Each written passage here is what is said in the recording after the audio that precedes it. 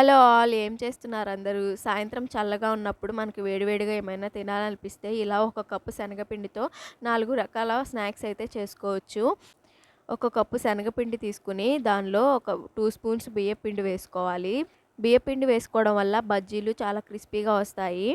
అలాగే ఒక half spoon baking soda, కొంచెం సాల్ట్, కొంచెం పసుపు, కొంచెం కారం కూడా వేసుకోవాలి. వేసుకొని ఒకసారి పిండిని ఇలా కలుపుకోవాలి. కలుపుకున్న తర్వాత కొంచెం కొంచెంగా వాటర్ వేసుకుంటూ పిండిని కలుపుకోవాలి.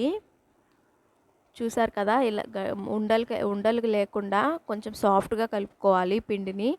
మరీ లూజ్గా ఉండకూడదు, అలాగే మరీ గట్టిగా కూడా ఉండకూడదు. పిండి అనేది ఈ కన్సిస్టెన్సీ వచ్చేలాగా పిండిని కలుపుకోవాలి. తర్వాత 4 రకాల బజ్జీలు అని చెప్పాను కదా, దానికోసం వామాకు, అలాగే ఒక బంగాళదుంప, కొన్ని పచ్చిమిర్చి, అలాగే ఒక ఆనియన్ తీసుకున్నాను. ఆనియన్ పకోడా కూడా వేద్దామని.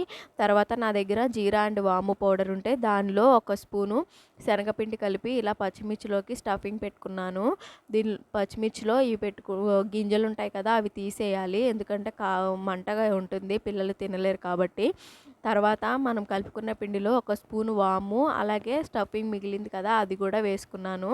తర్వాత బాండీ పెట్టుకుని ఆయిల్ హీట్ అయిన తర్వాత ఇలా ఒకసారి కొంచెం పిండి వేసుకుని చూసుకుంటే హీట్ అయిందో లేదో తెలుస్తుంది.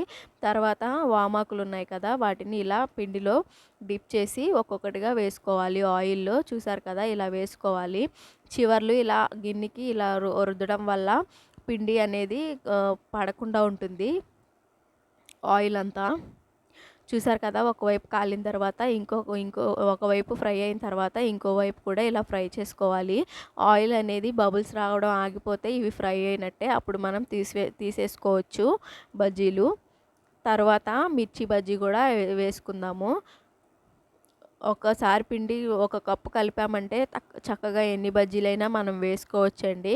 మన ఇష్టము, ఏ వెరైటీ అయినా వేసుకోవచ్చు. నేనైతే ఆలు కూడా వేసుకుంటున్నాను. చూసారు కదా, ఇలానే మిర్చి బజ్జీ అనేది కూడా ఫ్రై అయిపోయింది. తర్వాత కట్ చేసుకున్న ఆలు ఉంది కదా, అది కూడా ఇలానే బ్యాటర్లో డిప్ చేసి ఆయిల్లో వేసుకోవాలి.